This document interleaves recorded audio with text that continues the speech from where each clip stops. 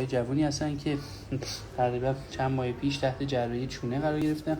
این عکسای قبل از زمانشون هست. چونه همونجوری که می‌بینید خیلی پهن بوده و ما چونه رو جمع کردیم. این نیمرخشون هستش که می‌بینید که حالت دبل چین دارن و این چونه زاویه سرویکومنتالشون قبل از زمان بلانت بوده و الان زاویه خیلی خوبی پیدا کرد. این حالت دبل چین داشتن و الان زاویه سرویکومنتال خیلی عالی پیدا کرد. این کار فقط با ژنیوپلاستی، یعنی که آوردن چونه به جلو، امکان پذیره. تو بعضی که به علت سن حالت ایجاد میشه اون پوست و اینا آویزون میشه، ولی مال ایشون به خاطر اینکه چونه عقب بوده.